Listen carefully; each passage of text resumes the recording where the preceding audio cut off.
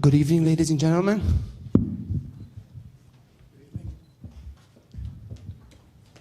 So you obviously congrats on the win first. You already touched on it right after the fight, but how does it feel to get that return win and to do so in your second home country of the Netherlands? It felt great because I've fought only twice in the last 4 years, and the reason is because I was sick and injured sometimes, and I couldn't and I wasn't able to perform. But I corrected the mistakes, and I figured out what I was doing wrong. I corrected it. I'm back, and now I'm here to stay. And did you actually feel the ring rust? Because it seemed like in the first one, especially, it was kind of back and forth and was a close fight. And then it seemed like you started getting your rhythm back and your timing back. So was it difficult for you to kind of shake off the ring rust, or did you feel like you didn't actually have ring rust at all? I don't think about ring rust when I fight, to be honest with you. That's for people who use it as an excuse to, but in the first round, it's also once you find out the frequency of your opponent, then you change your game plan. And I'm not a person who has a strategy or a tactic coming to the ring. I think of it during the fight. I anticipate on my opponent during the fight, and I change my game plan from minute to minute if I have to, or from round to round.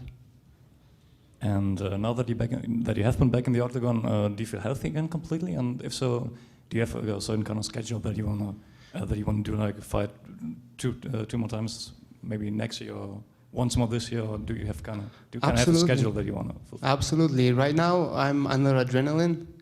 I don't know if something is wrong with me, but I'll wake up in the morning and feel if everything's all right. I think I'm fine. And my next fight will be soon, I think. And did you guys see me at the weigh-ins? I did this.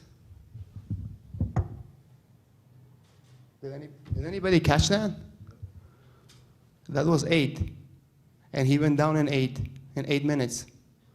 So I predicted it to the minute, not to the round. So do you have any specific plans who you want to fight next, or do you just want to fight anyone, whoever the UFC puts in front of you?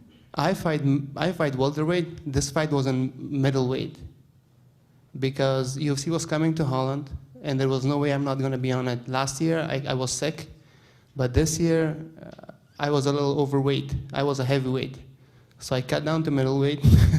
I couldn't make it to welterweight, so I fought in middleweight. I'll sit down with my coaches and see what's best, middleweight or welterweight. From here, wherever I go, it'll be soon. And do you have any prediction on how your next fight is going to go? Or is that something that you only decide on like right before the fight, when you actually know who your opponent is? Knockouts are on my nature. I'm not going to say every fight will be a knockout after this, but I'll definitely look for a knockout every fight because I'm not satisfied with any type of win. Even if it's a submission, I'm not satisfied. I only go for a knockout, for a kill.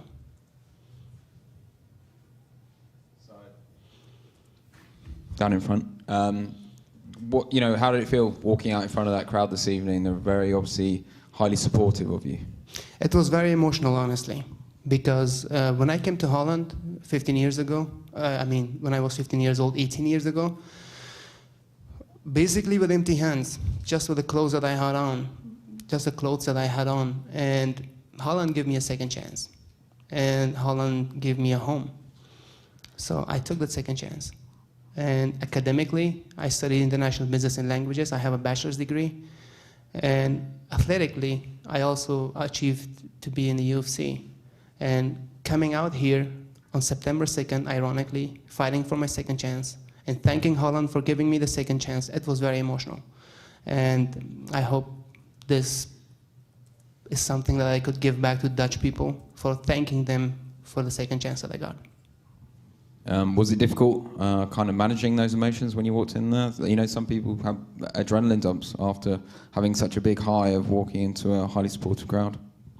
When I'm fighting, I have this ability that I have mastered during all these fights, that I can turn off my emotions.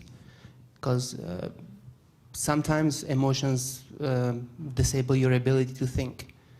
So when I was walking into the ring, there was one thing in my mind, that I'm a champion, nothing else. But after the win, of course, you think of the other things. There are so many names in welterweight and middleweight. Who would be a fun fight for you next? Who would you like to get in there with? I think Matt Brown will be a good fight. And he says that he's immortal, but I will show that he's pretty much mortal. So we did receive we saw a lot of support from Dutch fans, but how were the Afghani fans? Let me tell you one thing, my friend. Afghanistan is on his head right now.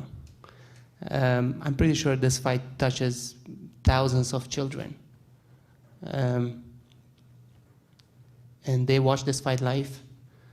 And see, that's very important to me. Fame and money, I think I could do anything else and be successful at it, but I'm fighting because this touches people in Afghanistan. If I was a successful businessman, a few people would know me, but because I'm an athlete, professional athlete, I get to reach a lot of people and touch a lot of hearts with my talent and give people hope back home, because when I was a little kid, I didn't have that. But now I'm trying to give this to my country and my people. But that doesn't make me any less Dutch, because I also love Holland for giving me the second chance to be able to do what I do for Afghanistan. So you were talking about helping Afghanistan. How popular is MMA in Afghanistan, and are you going to try to develop the skills there? Absolutely. MMA is almost #1 sport right now in Afghanistan. Everybody is talking about MMA. Everybody's doing MMA. There are thousands of children that are in gyms training MMA. It saves their lives from doing drugs, because you can get easily drugs in Afghanistan.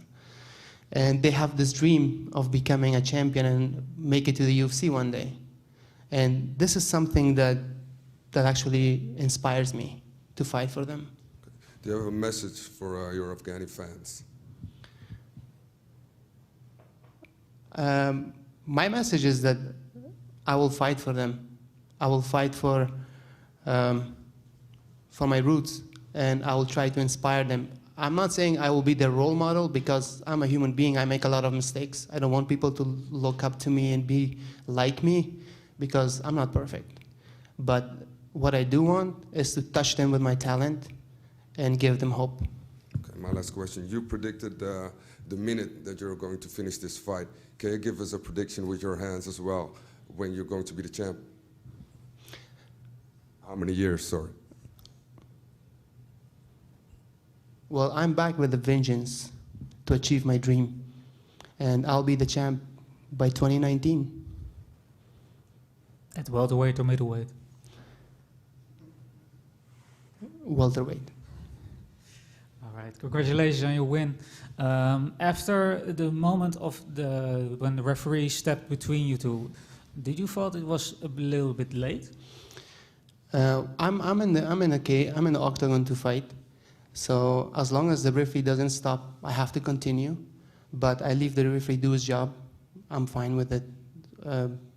If he thinks that Rob wasn't out, which he gave him a fair chance, I can't say anything. That's not my job. He's specialized in this job. That's why he's in the octagon. So I'm not gonna say anything about that.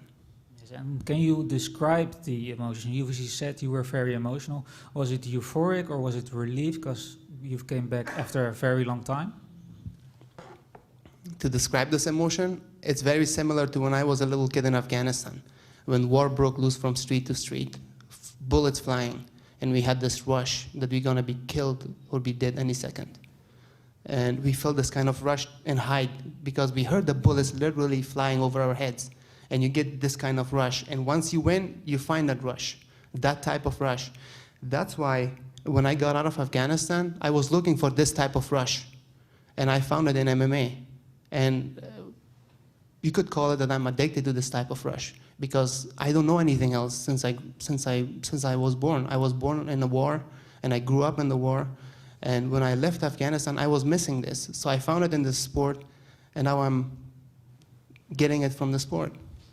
My last question, your next training camp, will it be with Team Jackson Wink, like your last couple of fights, or will it be in the Netherlands like this preparation? I think my next fight, my next training camp will be with Jackson Wink MMA because those guys are geniuses. I love training with them. They're great leadership, and it's fun to be in Albuquerque because everybody's helping each other, and to be among those great fighters and be able to train with them, it's an honor.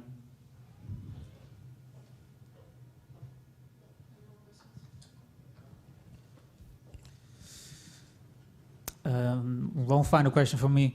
You had a few grappling exchanges with Rob, and now there's some middleweight. You would think you would expect there's a little bit more strength. How did you feel there was a big power difference in middleweight or in welterweight? Well, yes, there is a power difference. He was a bigger middleweight, one of the bigger middleweights, and of course you feel the weight, the power.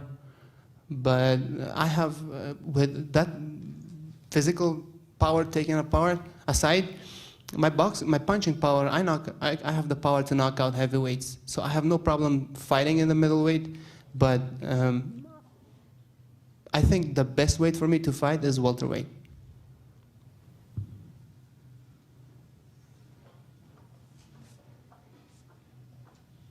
Thank you very much.